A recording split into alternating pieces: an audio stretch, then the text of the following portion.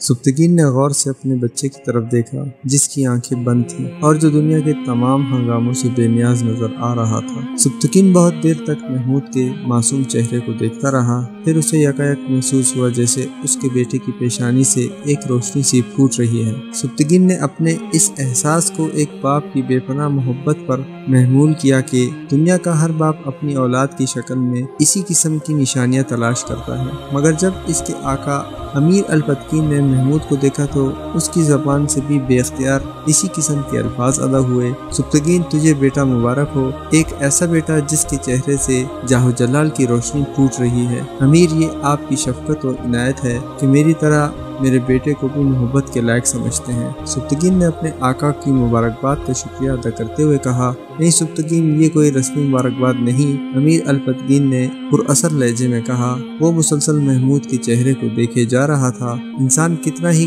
کم نظر کیوں نہ ہو، مگر ایک نایاب ہیرے کی چمک اسے اپنی طرف متوجہ کر ہی لیتی ہے۔ مجھے تو یہی محسوس ہوتا ہے کہ تیرا بیٹا بھی ایک ہیرا ہے، پتھر نہیں۔ اگر دست قدرت نے اسے تراش دیا تو بھی اس کی آب و تاب کو اپنی آنکھوں سے دیکھ لے گا۔ سبتگین بہت خوش تھا۔ اس کی زندگی میں مسلسل خوشگوار انقلابات آ رہے تھے۔ جب بھی وہ زندگی کی ہنگامہ خیزیوں سے چھٹکارا پا کر اپنے بستر پر دراز ہوتا، اسے سید امیر علی شاہ کے الفاظ یاد آ جاتے، اپنے اندر اور باہر کے بتوں کو توڑ، اللہ تیری زنجیریں کاٹ دے گا۔ پھر سید کے الفاظ کی گونج سبتگین کو اس قدر بے قرار کر دیتی کہ وہ امیر علی شاہ سے ملنے کے لیے بے چین ہو جاتا۔ وہ کسی حد تک اندر اور باہر کے بتوں کو پہچان چکا تھا، مگر پھر بھی ان بتوں کے چہرے دھندلے تھے۔ سبتگین اسد شیرازی، ارمغانہ اور کنیز روشن آرا کو اندر کے بت سمجھتا تھا، مگر باہر کے بتوں سے سید کی کیا مراد تھی، سبتگین اکثر الجھ کر رہ جاتا۔ پھر ایک دن اس نے غزنی سے ترکستان جانے کا فیصلہ کیا۔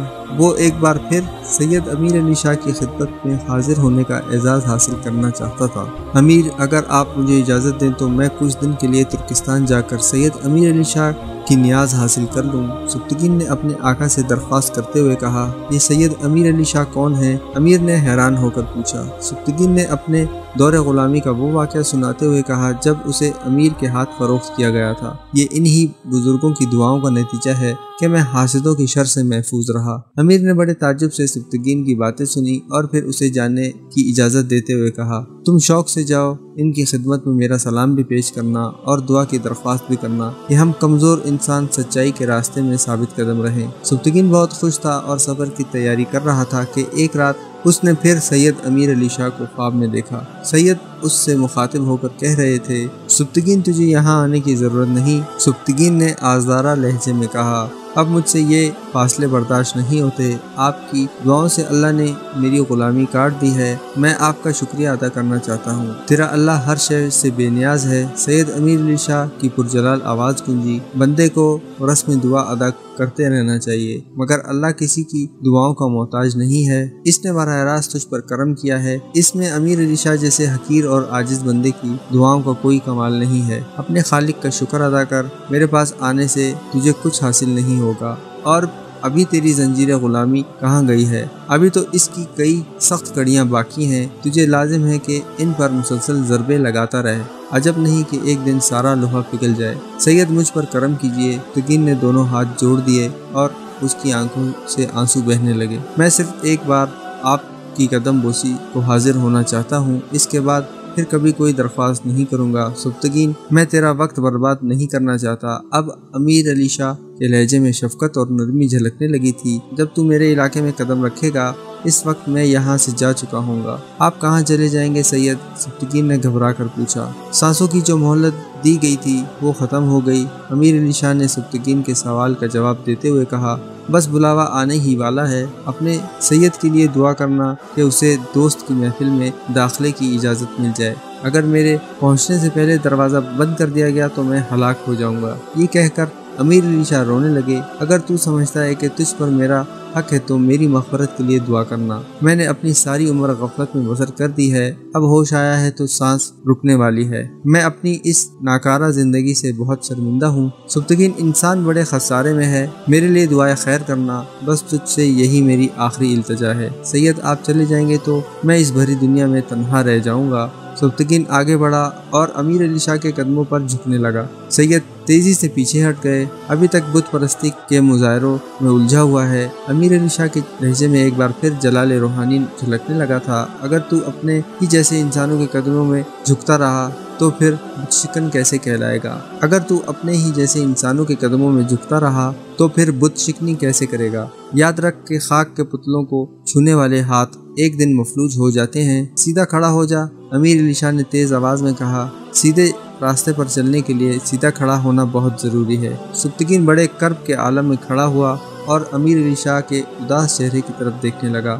ہاں، ایک اور اہم بات، سید نے سبتگین کو مخاطب کرتے ہوئے کہا، اپنے بچے کا بہت خیال رکھنا۔ امیر علی شاہ نے سبتگین کے نومولود بچے کی طرف اشارہ کرتے ہوئے کہا، مگر سید، میں آپ کے بغیر کیا کروں گا؟ سبتگین ایک بار پھر کہنے لگا، میں تو آپ کی محبتوں کا عادی ہو چکا ہوں۔ اگرچہ روز و شب کے ہنگامے مجھے آپ تک پہنچنے کی فرصت نہیں دیتے، لیکن یہ تصور بھی میرے لیے بہت ہے کہ آپ اس دنیا میں موجود ہیں۔ جب بہت زیادہ گھبراؤں گا تو آپ کے پاس چلا آؤں گا، مگر آپ تو جا رہے ہیں۔ سبتگین اپنی بات مکمل نہ کر سکا، شدت جذبات سے اس کی آواز گھٹ کر رہ گئی۔ میرے ہونے نہ ہونے سے کوئی فرق نہیں پڑے گا سبتگین، امیر علی شاہ نے مسکراتے ہوئے کہا۔ دلوں کو سکون تو اللہ کے ذکر سے ہی ملتا ہے، اور اگر پھر بھی تیرا نافرمانہ دل نہ بہلے تو نظام شاہ کے پاس چلے جانا اور اس سے اپنے لیے دعا کرانا۔ یہ نظام علی شاہ کون ہے؟ سبتگین نے حیران ہو کر پوچھا۔ اللہ کا ایک محبوب بندہ ہے جو دنیا کے شور و غل سے بہت دور غزنی کی ایک مسجد میں رہتا ہے، امیر علی شاہ نے کہا۔ سبتگین، بس اب جا، ہمیں دیر ہو رہی ہے، اللہ تیری اور تیرے بیٹے کی حفاظت کرے۔ یہ کہہ کر سید مڑے اور کچھ دور جا کر نظروں سے اوجھل ہو گئے۔ سید کے جاتے ہی سبتگین کی آنکھ کھل گئی، اس نے گھبرا کر ادھر ادھر دیکھا۔ وہی کمرہ تھا، وہی ساز و سامان اور وہی قصر شاہی کی اونچی اونچی دیواریں۔ سبتگین کچھ دیر تک دھندلی آنکھوں سے اپنے اطراف کا جائزہ لیتا رہا اور پھر اسے یقین آ گیا کہ وہ ایک طویل خواب دیکھ رہا تھا۔ اس نے رات کا باقی حصہ بڑے قرب کے عالم میں گزارا۔ سید امیر علی شاہ سے خواب کی حالت میں ہونے والی گفتگو نے سبتگین کو بہت زیادہ پریشان کر دیا تھا۔ وہ بار بار سوچ رہا تھا کہ کہیں اس کا خواب ذہنی انتشار کا نتیجہ نہ ہو۔ اگرچہ سبتگین نے کئی مرتبہ سید امیر علی شاہ کو خواب کی حالت میں دیکھا تھا اور ہر بار وقت گزرنے کے ساتھ ساتھ اس کا ہر خواب سچا ثابت ہوا تھا، اس طرح سبتگین کو اپنے اس خواب کی صداقت پر بھی یقین آ جانا چاہیے تھا، لیکن یہ انسانی فطرت ہے کہ وہ کسی نقصان کی خبر پر آسانی سے اعتبار نہیں کرتا۔ یہی وجہ تھی کہ سبتگین نے سید کے رخصت ہونے کی باتوں کو دل سے قبول نہیں کیا تھا۔ پھر صبح ہوتے ہی امیر سے اجازت لے کر سبتگین ترکستان کی طرف روانہ ہوا۔ وہ برق رفتاری کے ساتھ سفر کر رہا تھا اور وقت سے پہلے سید کی بارگاہ میں پہنچنا چاہتا تھا۔ سبتگین راستے بھر دل ہی دل میں دعائیں کر رہا تھا کہ کاش اس کا وہ خواب جھوٹا ثابت ہو جائے اور سید امیر علی شاہ نہ صرف موت سے بلکہ ہر بیماری سے بھی محفوظ ہوں۔ مگر اس وقت سبتگین پر رنج و الم کا پہاڑ ٹوٹ پڑا جب اس نے ترکستان پہنچ کر یہ جان گزیدہ خبر سنی۔ مقامی باشندوں نے اشک بار آنکھوں کے ساتھ اسے بتاتے ہوئے کہا، سید امیر علی شاہ 3 دن پہلے دنیا سے رخصت ہو گئے۔ ہم غریب لوگوں کو ایسا محسوس ہوتا ہے کہ جیسے ابھی ابھی ہمارے سروں سے باپ کا سایہ اٹھ گیا ہے۔ ہم تمہیں اپنا غم کیسے بتائیں کہ ہماری زبانیں ہمارا ساتھ نہیں دے رہی۔ سبتگین نے دیکھا کہ وہاں موجود ہر شخص رو رہا تھا اور خود اس کی آنکھوں سے بھی بے اختیار آنسو بہہ رہے تھے۔ پھر جب آنسوؤں کا یہ سیلاب گزر گیا تو سبتگین نے مقامی باشندوں سے درخواست کی کہ وہ انہیں سید کی قبر پر لے جائیں۔ بڑا جذباتی منظر تھا۔ سبتگین اپنے آپ پر قابو نہ رکھ سکا اور امیر علی شاہ کی قبر پر لیٹ کر رونے لگا۔ سید، یہ کیا ہو گیا؟ یقین ہی نہیں آتا کہ آپ مجھے اس طرح چھوڑ کر چلے جائیں گے۔ سبتگین کا برا حال تھا۔ مقامی باشندے تو یہ نہیں سمجھ سکے تھے کہ سید کی قبر پر لیٹ کر رونے والا یہ شخص غزنی کا سپہ سالار ہے، لیکن پھر بھی سبتگین کا لباس دیکھ کر انہیں اندازہ ہو گیا تھا کہ سید کا یہ عقیدت مند کوئی بااثر انسان ہے۔ تمام لوگ حیران اور اداسی سے سبتگین کو روتے ہوئے دیکھ رہے تھے۔ پھر آنسوؤں کا یہ طوفان تھما تو اس نے اپنے پیرہن کی جیب سے ایک تھیلی نکالی جو اشرفیوں سے بھری ہوئی تھی۔ سبتگین یہ اشرفیاں سید امیر علی شاہ کو نظر کرنے کے لیے لایا تھا۔ اگرچہ وہ جانتا تھا کہ سید سونے کے ان سکوں کو قبول نہیں کریں گے، لیکن پھر بھی اس خیال سے یہ حقیر نظر لے کر آیا تھا کہ امیر علی شاہ اسے غریبوں اور محتاجوں میں تقسیم کر دیں گے اور ان کا مزاج بھی یہی تھا کہ وہ کسی کی نظر قبول نہیں کرتے تھے۔ اگر کوئی عقیدت مند بہت زیادہ اصرار کرتا تو اسے حکم دیتے ہوئے فرماتے، پتہ نہیں تو نے یہ دولت کیسے کمائی ہے، اس لیے سارا عذاب تیری گردن پر ہے، اپنے ہی ہاتھوں سے اسے ضرورت مندوں میں تقسیم کر دے، اب یہ خدا کی مرضی ہے اسے قبول کرے یا الٹا تیرے منہ پر مار دے۔ امیر علی شاہ کی اس عادت سے واقف ہونے کے سبب سبکتگین نے اشرفیوں سے بھری ہوئی وہ تھیلی ایک بوڑھے شخص کی طرف بڑھاتے ہوئے کہا، بزرگ، یہ حقیر سی نظر سید کے لیے لایا تھا، مگر سید تو ہم سے خفا ہو گئے۔ شدت غم سے سبکتگین کی آواز لرز رہی تھی۔ برائے کرم اسے قبول کر لیجئے اور تمام ضرورت مندوں میں برابر تقسیم کر دیجئے۔ ترکستان کا وہ مقامی بوڑھا کچھ دیر تک سبکتگین کے آنسوؤں سے بھیگے ہوئے چہرے کو دیکھتا رہا اور پھر ہاتھ بڑھا کر اشرفیوں کی تھیلی لے لی۔ نوجوان، اگر تمہاری آنکھوں سے اشکوں کا جلتا ہوا دریا نہ بہتا ہوتا تو ہرگز میں یہ نظر قبول نہیں کرتا۔ مجھے یقین آ گیا ہے کہ تمہیں سید سے بہت محبت ہے اور میں اسی محبت کی خاطر تمہارے لائے ہوئے اس تحفے کو بھی پسندیدگی کی نظروں سے دیکھتا ہوں۔ یہ کہہ کر ترکستانی بوڑھے نے تھیلی کھولی اور وہاں موجود تمام لوگوں میں وہ اشرفیاں برابر تقسیم کر دیں۔ پھر اس کے بعد سبکتگین مقامی حکام سے ملا اور ان کے سامنے اپنی خواہش کا اظہار کرتے ہوئے بولا، میں سید امیر علی شاہ کی قبر پر ایک شاندار عمارت تعمیر کرانا چاہتا ہوں تاکہ آنے والی نسلوں کو اس برگزیدہ شخصیت کے بارے میں معلومات حاصل ہو سکیں اور لوگوں کو یہ راز پتہ چلے کہ اس قبر کے نیچے کیسا مرد باکمال سو رہا ہے۔ مقامی حکام نے بڑی حیرت سے سبکتگین کی گفتگو سنی۔ ہم یہاں رہنے والے کسی سید امیر علی شاہ کو نہیں جانتے۔ مقامی حکام نے بڑی بے دلی کے ساتھ کہا، خبر نہیں کہ آپ کس مرد باکمال کی بات کر رہے ہیں۔ سبکتگین کو ترکستانی امراء کی اس بے خبری سے شدید اذیت پہنچی، مگر اس نے اپنے جذبات پر قابو رکھا۔ مگر میں آپ کی اس لا علمی پر اظہار رائے کرنا نہیں چاہتا کہ سید امیر علی شاہ کون تھے، اور مجھے اس کا بھی افسوس ہے کہ اقتدار کے ہنگاموں میں ایک مرد قلندر کو کیوں فراموش کر دیا گیا۔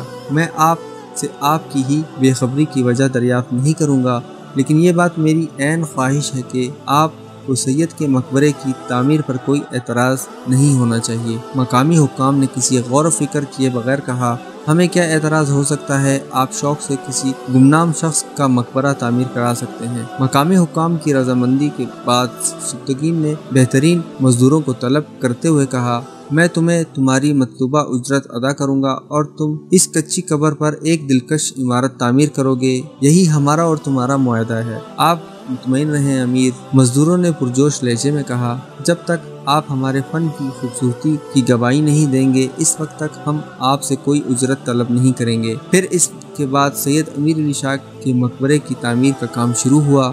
پہلے 3 دن تک گہری بنیادیں کھودی جاتی رہیں، اس کے بعد سر کی طرف سے ایک دیوار اٹھا دی گئی، یہاں تک کہ شام ہو گئی۔ پھر دوسرے دن صبح ترکی مزدور اپنے کام پر پہنچے تو انہیں ایک عجیب و غریب منظر دیکھ کر سکتہ سا طاری ہو گیا۔ وہ دیوار اسی طرح زمین پر گری پڑی تھی کہ جیسے کسی نے پوری طاقت استعمال کر کے اسے ڈھا دیا ہو۔ تمام معمار اپنے حیرت زدہ چہروں کے ساتھ سبکتگین سے ملے اور اسے یہ واقعہ بتایا، مگر سبکتگین کو مزدوروں کے بیان کردہ واقعے پر ذرا بھی یقین نہیں آیا۔ پھر جب اس نے وہاں جا کر اپنی آنکھوں سے گری ہوئی دیوار کو دیکھا تو خود بھی حیران رہ گیا، کہیں یہ کسی مقامی حکام کی حرکت تو نہیں کہ اس نے رات کے اندھیرے میں دیوار گرا کر مقبرے کی تعمیر کو روکنے کی کوشش کی ہو۔ سبکتگین نے دل ہی دل میں اپنے آپ سے سوال کیا، مگر ابھی اس کے پاس اس سوال کا کوئی جواب نہیں تھا اور وہ محض شک کی بنیاد پر کسی سے بدگمان نہیں ہونا چاہتا تھا۔ اس لیے سبکتگین نے معماروں کی طرف دیکھتے ہوئے کہا، تم اپنا کام جاری رکھو، بہت ممکن ہے رات کو کسی وقت ہلکا سا زلزلہ آیا ہو اور یہ دیوار گر گئی ہو۔ بہرحال تم اس کو دوبارہ اٹھاؤ اور تیز رفتاری کے ساتھ کام کرو کہ مجھے جلدی غزنی واپس جانا ہے۔ مزدوروں نے تباہ شدہ دیوار کو دوبارہ تعمیر کیا اور شام ہوتے ہی اپنے اپنے گھروں کو چلے گئے، مگر جب اگلی صبح پھر اپنے کام پر واپس آئے تو ان کی آنکھوں کے سامنے وہی گزشتہ منظر موجود تھا، دیوار اسی طرح ڈھا دی گئی تھی۔ پھر جب سبکتگین کو اس واقعے کی اطلاع دی گئی تو وہ بہت زیادہ پریشان نظر آنے لگا۔ دیوار کے دوبارہ گرنے کے بعد اس کا ذہن بری طرح الجھ کر رہ گیا، تاہم اس نے مزدوروں سے اپنی ذہنی کشمکش کا اظہار نہیں کیا، بس وہ اتنا ہی کہہ سکا کہ تم لوگ دیوار کی تعمیر جاری رکھو۔ پھر اسی رات سبکتگین نے امیر علی شاہ کو خواب میں دیکھا۔ سید بہت غضبناک نظر آ رہے تھے۔ تو مجھ بے نشان کو نشان بنا دینا چاہتا ہے، خدا ہی جانتا ہے کہ یہ تیری کیسی جہالت ہے۔ تو اس حقیقت کو کیوں نہیں سمجھتا کہ میں ایک فانی شے تھا، اس لیے فنا ہو گیا، پھر تو فنا کو بقا میں کیوں بدلنا چاہتا ہے؟ یہ دیوانگی چھوڑ دے، مقبرے کی تعمیر سے کسی فانی کو بقا حاصل نہیں ہوتی، پاگلوں کی طرح کیوں اپنا وقت اور دولت برباد کر رہا ہے؟ بس اب واپس جا اور ان لوگوں کے حقوق کا خیال کر جن کی ذمہ داریاں تیرے کمزور کندھوں پر عائد کی گئی ہیں۔ میری کچی قبر کو مضبوط بنانے کے بجائے اپنے کندھوں کو مضبوط کر کہ ابھی ان پر بڑے بڑے بوجھ آنے والے ہیں۔ خواب سے بیدار ہونے کے بعد سبکتگین بہت پریشان اور شرمندہ نظر آنے لگا۔ اس کی شدید خواہش تھی کہ وہ ایک باکمال بزرگ کی یادگار قائم کرے، مگر سید امیر علی شاہ نے جس طرح گمنامی میں زندگی بسر کی تھی، اسی طرح وہ مرنے کے بعد بھی بے نشان رہنا چاہتے تھے۔ پھر جب تیسرے دن بھی ترکستانی مزدور دیوار گر جانے کی خبر لے کر آئے تو سبکتگین نے اداس لہجے میں کہا، دیوار کا ملبہ ہٹا کر اس جگہ کو صاف کر دو اور اپنے اپنے گھروں کو چلے جانا، بس مقبرہ مکمل ہو چکا۔ کہہ کر سبکتگین نے مزدوروں کو ایک اضافی دن کی اجرت ادا کی اور اپنی رہائش گاہ کے اندر جانے لگا۔ سبکتگین کے جاتے جاتے مزدوروں نے اس سے پوچھا، امیر آخر یہ کیا راز ہے؟ جب ہم دن کے وقت دیوار اٹھاتے تو اسے کوئی ضرر نہیں پہنچتا، مگر جیسے ہی رات کا اندھیرا بڑھتا کوئی نادیدہ ہاتھ اسے ڈھا دیتا۔ آپ جانتے ہیں کہ وہ نادیدہ ہاتھ کس کا ہے؟ مزدوروں کا سوال سن کر سبکتگین جاتے جاتے ٹھہر گیا اور پھر پلٹ کر ترکستانی مزدوروں سے مخاطب ہوا، تمہاری طرح اس نادیدہ ہاتھ کو میں بھی نہیں پہچانتا، بس اتنا سمجھ لو کہ اللہ کی مرضی نہیں ہے۔ مزدور سبکتگین کے جواب سے مطمئن نہیں ہوئے تھے، مگر ان کی مجبوری یہ تھی کہ وہ مزید کوئی سوال بھی نہیں کر سکتے تھے۔ آخر وہ اپنے سروں کو جھکائے ہوئے واپس چلے گئے۔ تھوڑی دیر بعد سبکتگین بھی وہاں پہنچ گیا اور اس نے پریشان نظروں سے دیوار کا ملبہ دیکھا جو ادھر ادھر بکھرا ہوا تھا۔ سبکتگین کے سینے میں جذبات کا ایک عجیب سا طوفان کروٹیں لے رہا تھا۔ ایک لمحے کے لیے اسے خیال آیا کہ وہ دوبارہ مزدوروں کو حکم دے اور دیوار کی تعمیر شروع کرا دے، مگر فوراً ہی اسے رات والا خواب یاد آ گیا۔ پھر اسے یوں لگا کہ جیسے سید امیر علی شاہ اس کے قریب ہی کھڑے ہیں اور نہایت تند و تیز لہجے میں فرما رہے ہیں، سبکتگین مجھے بے نشان رہنے دے کہ اسی میں تیری بھلائی ہے۔ سبکتگین نے گھبرا کر ادھر ادھر دیکھا۔ مزدور اپنے کاموں میں مصروف تھے اور دور تک ان کے تیشوں کی آوازیں گونج رہی تھیں۔ یہ اس کے اپنے اندر کی آواز ہے یا پھر رات کے خواب کا اثر؟ سبکتگین نے سوچا اور اداس نظروں سے سید کی قبر کو دیکھنے لگا۔ پھر امیر علی شاہ سے اپنی پہلی ملاقات کا منظر یاد کر کے اس کی آنکھوں سے آنسو جاری ہو گئے۔ سبکتگین بہت دیر تک روتا رہا اور پھر تھکے تھکے قدموں سے اپنی رہائش گاہ کی طرف واپس چلا گیا۔ دوسرے دن جب دیوار کا ملبہ صاف ہو گیا اور کھدی ہوئی دیواریں بھر دی گئیں تو سبکتگین مقامی حکام سے ملا اور غزنی واپس جانے کی خواہش کا اظہار کرنے لگا۔ کیا اتنی جلدی اس گمنام شخص کا مقبرہ تعمیر ہو گیا؟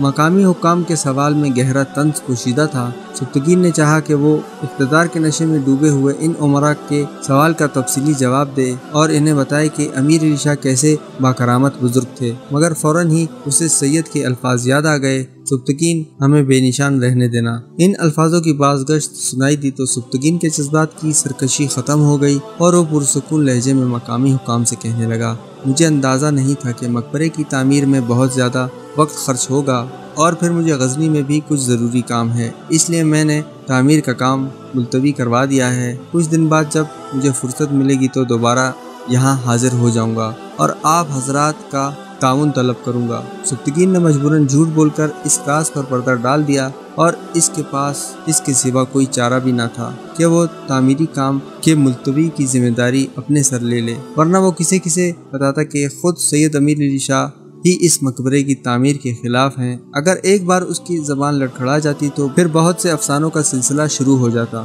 پھر یہاں کے بدمست لوگ ان افسانوں میں نئی رنگ آمیزی کرتے اور اس طرح وہ سید کی رسوائی کا سبب بن جاتا۔ مجبوراً اس نے جھوٹ کا راستہ اختیار کیا۔ سبکتگین کا جواب سن کر مقامی حکام مسکرانے لگے، آپ کو ہر وقت ہمارا تعاون حاصل ہوگا، آپ جس وقت بھی تشریف لائیں گے ہمیں اسی طرح منتظر پائیں گے۔ سبکتگین نے مقامی حکام کا شکریہ ادا کیا اور اپنے خدمت گار سپاہیوں کے ساتھ سید کی قبر کی طرف روانہ ہو گیا۔ وہ غزنی جانے سے پہلے آخری مرتبہ امیر علی شاہ قبر کو دیکھنا چاہتا تھا۔ سبکتگین اپنے ساتھیوں کے ہمراہ امیر علی شاہ کی قبر پر پہنچا۔ ابھی اس کے اور قبر کے درمیان کافی فاصلہ تھا کہ اس نے اپنے سپاہیوں کو اس جگہ ٹھہر جانے کا حکم دیا اور خود گھوڑے کی پشت سے اتر کر سر جھکائے ہوئے امیر علی شاہ کی قبر کی طرف بڑھنے لگا۔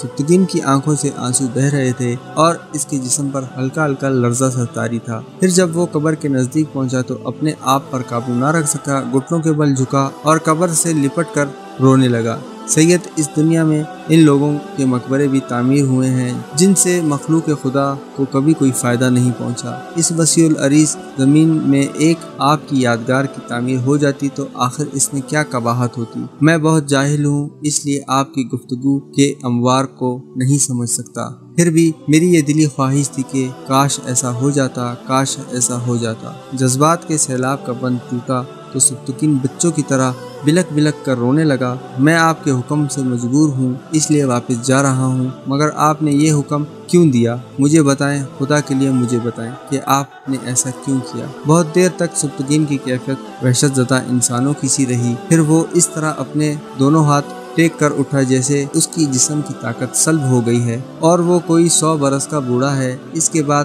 جب سبکتگین اپنے گھوڑے کے قریب پہنچا تو سپاہی اس کا چہرہ دیکھ کر حیران رہ گئے۔ آنسو بہنے کے سبب سید کی قبر کی کچھ مٹی اس کے چہرے پر جم گئی تھی۔ امیر، آپ کا چہرہ گرد آلود ہو گیا ہے، روانگی سے پہلے اسے صاف کر لیجئے کہ راستے میں مزید خاک اڑے گی۔ نہیں، سبکتگین نے مختصر جواب دیتے ہوئے کہا، تم نہیں جانتے کہ یہ خاک کیسی ہے، بس اتنا جان لو کہ میں اس خاک کو اپنے لیے ایک اکسیر سمجھتا ہوں۔ ان الفاظ کی گونج ختم ہوتے ہی سبکتگین اور اس کے سپاہیوں نے اپنے اپنے گھوڑوں کی لگامیں کھینچی، انہیں ایڑیاں لگائیں اور پھر فضا ٹاپوں کے شور سے گونجنے لگیں۔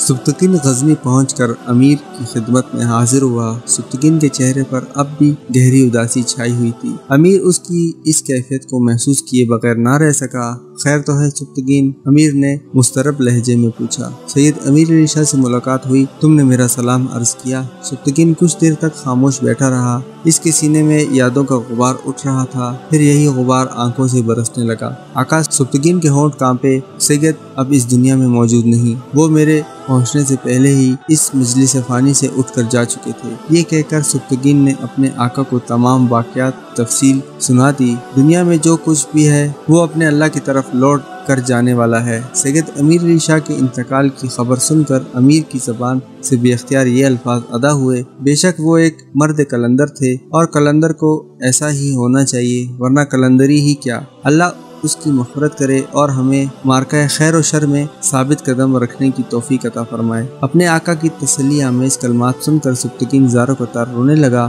صبر کرو فرزند، صبر کرو۔ امیر نے آگے بڑھ کر اسے گلے سے لگا لیا۔ پھر بھی تم خوش نصیب ہو کہ تمہیں چند لمحوں کے لیے سید کی قربت نصیب ہو گئی۔ تم مزید وقت نہ ملنے پر اپنی آرزوؤں کا ماتم نہ کرو اور ان چند لمحوں کی قیمت کا اندازہ لگاؤ۔ یہ چند لمحے ان کئی صدیوں پر بھاری ہیں جن میں انسان کو کسی بزرگ کی حضوری حاصل نہیں ہوتی، مگر تم تو سید کے بہت قریب تھے اور تمہیں اس لمحاتی قرب سے ہمیشہ سرشار رہنا چاہیے۔ سبکتگین نے ایک بار نامالود آنکھوں سے اپنے آقا کی طرف دیکھا اور پھر امیر کے سینے میں سر چھپا کر رونے لگا۔ کئی ماہ تک سبکتگین نے ایک ناقابل بیان اذیت اور کرب میں اپنے روز و شب گزارے۔ وہ مسلسل فوجی مشقوں میں حصہ لیتا رہتا، مگر ذہنی طور پر اسے یکسوئی حاصل نہیں تھی۔ کبھی کبھی وہ اپنے مخصوص سپاہیوں کے نام بھی بھول جاتا تھا اور جب سپاہی اسے احساس دلاتے تو وہ شرمندہ ہو کر معذرت کر لیتا، بھائی تمہیں نہیں معلوم کہ میں کس غم سے گزر رہا ہوں۔ سبکتگین ہر نماز کے بعد سید امیر علی شاہ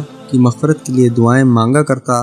پھر ایک دن ایسا واقعہ رونما ہوا جس نے سبکتگین پر وحشت سے طاری کر دی۔ ملازمہ نے اسے اطلاع دی کہ محمود کے چیچک نکل آئی ہے۔ سبکتگین نے دھڑکتے ہوئے دل کے ساتھ اس خبر کو سنا اور بیٹے کی تیمارداری میں مشغول ہو گیا۔ محمود تیز بخار میں تھا اور کئی دن سے بے ہوش تھا۔ غزنی کے بہترین طبیب اس کا علاج کر رہے تھے۔ سبکتگین بیٹے کے سرہانے بیٹھا ہوا تھا کہ یکایک اسے اپنا ایک خواب یاد آ گیا۔ یہ وہی خواب تھا جس میں سید امیر علی شاہ نے کہا تھا کہ وہ دنیا سے جا رہے ہیں اور سید نے یہ بھی ہدایت کی تھی کہ وہ اپنے بیٹے کا بہت خیال رکھے۔ سبکتگین اس خواب کے آتے ہی گھبرا کر کھڑا ہو گیا اور بڑی بے چینی کے ساتھ کمرے میں ٹہلنے لگا۔ ایک بار پھر اس کے ذہن میں برق سی لہرائی۔ اب اسے سید کی ایک اور بات یاد آ رہی تھی۔ امیر علی شاہ نے اس سے کہا تھا کہ اگر بے قراریاں بڑھ جائیں تو نظام شاہ کے پاس چلے جانا۔ نظام شاہ کے نام پر سبکتگین چونک اٹھا۔ پھر اس نے بہت عجلت میں اپنی بیوی اور خدمتگاروں کو محمود کی تیمارداری کے سلسلے میں ہدایت دی اور گھوڑے پر بیٹھ کر اس مسجد کی طرف روانہ ہو گیا جو غزنی کے مضافاتی علاقے میں آباد تھی۔ سبکتگین وہاں پہنچا تو ظہر کی نماز ہو چکی تھی۔ اس نے مسجد کے امام سے نظام شاہ کے بارے میں دریافت کیا۔ وہ ایک دنیا دار انسان تھا۔ اس نے غزنی کے سپہ سالار کو اپنے روبرو پایا تو گھبرا سا گیا اور بڑے خوشامدانہ انداز میں سبکتگین سے تشریف رکھنے کے لیے کہا۔ امام صاحب میں بیٹھوں گا نہیں، سبکتگین ادب و احترام کے لہجے میں بولا۔ یہ نظام شاہ کون ہیں اور ان سے کہاں ملاقات ہو سکتی ہے؟ حضور، اس کے لہجے میں وہی دنیا داری تھی۔ وہ ایک پاگل سا نوجوان ہے جو مسجد کے کسی گوشے میں پڑا رہتا ہے۔ نوجوان؟ سبکتگین کی آنکھوں سے حیرت کا گہرا رنگ چھلک رہا تھا۔ جی ہاں، نوجوان، ایک ناکارہ نوجوان، اس نے نظام شاہ کا مذاق اڑاتے ہوئے کہا۔ ناکارہ؟ سبکتگین کی حیرت لمحہ بہ لمحہ بڑھتی جا رہی تھی۔ کیا وہ کوئی کام نہیں کرتا؟ سید امیر علی شاہ کی نسبت سے سبکتگین کے دل میں نظام شاہ کے لیے ایک غائبانہ عقیدت موجود تھی۔ دن بھر تو مسجد میں پڑا رہتا ہے، پھر کام کیا کرے گا؟ اس کی گفتگو سے ایسا لگتا تھا کہ جیسے وہ نظام شاہ سے گہری پرخاش رکھتا ہو۔ سبکتگین نے پھر کوئی سوال نہیں کیا۔ وہ اس وقت کہاں ہوں گے؟ حضور، آپ کو اس سے کیا کام ہے؟ وہ خواہ مخواہ جرا کر رہا تھا۔ اسے یہ بات پسند نہیں تھی کہ غزنی کا سپہ سالار اس کی موجودگی میں کسی عام نوجوان سے ملے۔ آپ مجھے صرف یہ بتا دیں کہ اس وقت نظام شاہ کہاں موجود ہیں؟ سبکتگین نے اس کے سوال کو نظر انداز کرتے ہوئے کہا۔ آئیں، اس نے بڑی بے دلی سے کہا اور حجرے سے نکل کر مسجد کے دروازے میں داخل ہوا۔ سبکتگین بھی اس کے پیچھے پیچھے تھا۔ اس نے مسجد کا صحن عبور کیا اور اس جگہ پہنچا جہاں نماز ادا کی جاتی تھی۔ سبکتگین نے گھبرا کر ادھر ادھر دیکھا۔ وہ ایک چھوٹی سی مسجد تھی۔ سبکتگین نے بے چین نظروں سے جلد ہی نظام شاہ کو تلاش کر لیا۔ وہ اپنے گھٹنوں میں منہ چھپائے مسجد کے ایک گوشے میں بیٹھا ہوا تھا۔ اس رہنمائی کے لیے بہت بہت شکریہ، سبکتگین نے سرگوشی کے انداز میں کہا۔ بس آپ اب تشریف لے جائیں، میں نظام شاہ سے تنہائی میں کچھ بات کرنا چاہتا ہوں۔ اس کے چہرے پر ناگواری کا ہلکا سا رنگ ابھرا اور وہ زیر لب کچھ کہتا ہوا اپنے حجرے کی طرف چلا گیا۔ امام کے جاتے ہی سبکتگین دبے قدموں آگے بڑھا اور نظام شاہ کے قریب پہنچ کر ٹھہر گیا۔ اگرچہ نظام شاہ اس کی موجودگی سے بے خبر تھے، لیکن پھر بھی سبکتگین کو ہلکا ہلکا سا خوف محسوس ہو رہا تھا۔ شاید یہ نظام شاہ کا جلال روحانی تھا جس سے سبکتگین کے دل کی دھڑکنیں بے ترتیب ہو رہی تھیں۔ مسجد کے دیوار و در پر کچھ دیر تک وہی گہرا سکوت طاری رہا۔ پھر سبکتگین نے آہستہ سے نظام شاہ کو سلام کیا۔ نظام شاہ نے کوئی جواب نہیں دیا۔ سبکتگین نے دوسری بار سلام کیا، مگر اس مرتبہ اس کی آواز قدرے بلند تھی۔ نظام شاہ اسی حالت میں بیٹھے رہے۔ سبکتگین نے تیسری بار سلام کیا اور اس مرتبہ اس کی آواز پہلے سے بھی زیادہ بلند تھی۔ نظام شاہ کے جسم کو حرکت ہوئی۔ انہوں نے آہستہ آہستہ سر اٹھایا اور سبکتگین کی طرف دیکھتے ہوئے کہا، تم پر بھی اللہ کی سلامتی ہو۔ سبکتگین نے بہت غور سے نظام شاہ کے چہرے کو دیکھا۔ ان کی آنکھیں سرخ تھیں اور سوجی ہوئی تھیں۔ بظاہر ایسا محسوس ہوتا تھا کہ جیسے وہ بہت دیر تک روتے رہے ہیں۔ نظام شاہ سبکتگین ہی کی طرح نوجوان تھے۔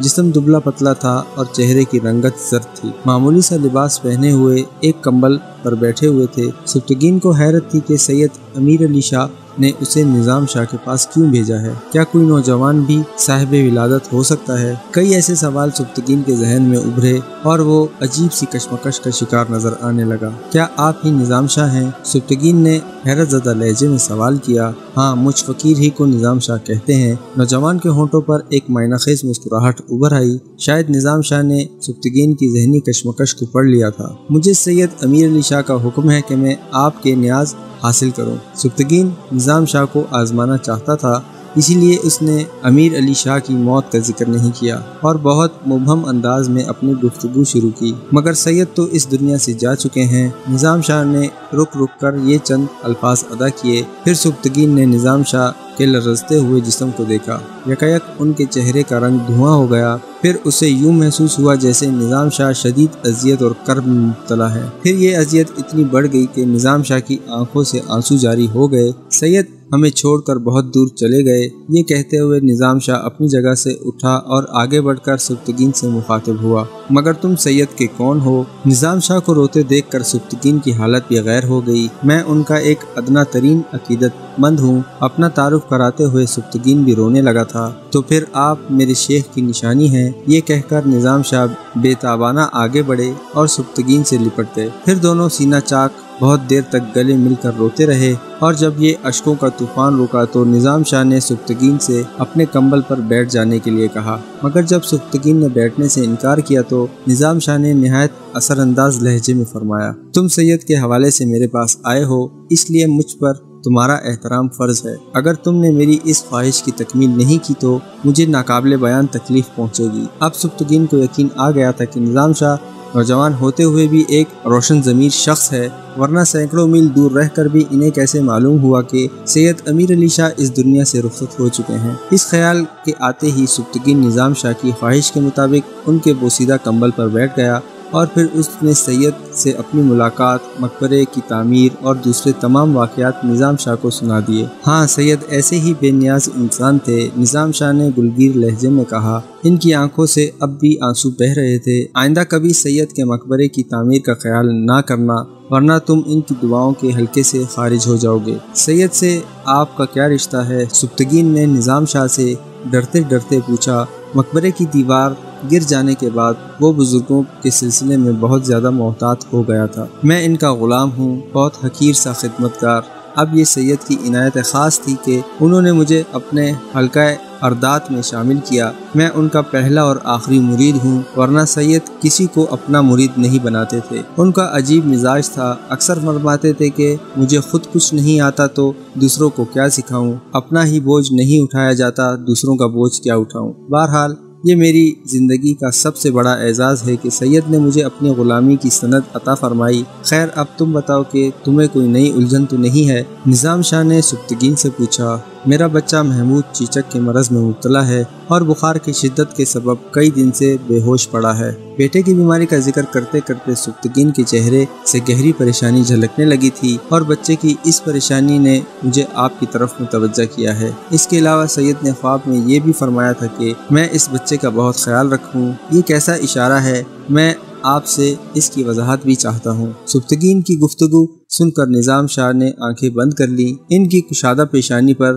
کئی لکیریں نمایاں ہوئیں اور چہرے پر مختلف رنگ ابھر کر ڈوب رہے تھے۔ پھر انہوں نے آنکھیں کھولیں اور سبکتگین کی طرف بہت غور سے دیکھتے ہوئے کہا، سید نے ٹھیک ہی فرمایا تھا، تمہارا بچہ کوئی عام بچہ نہیں ہے، تمہیں اس کا خیال رکھنا ہوگا۔ فی الحال اس کی بیماری دور ہو جائے گی، اللہ اسے صحت دے گا اور دشمنوں کے شر سے محفوظ رکھے گا۔ بس اب تم جاؤ، تمہیں یہاں آنے کی ضرورت نہیں کہ تمہارے ذمہ بہت سے ضروری کام ہیں، اور میری اس ملاقات کا ذکر کسی سے نہ کرنا۔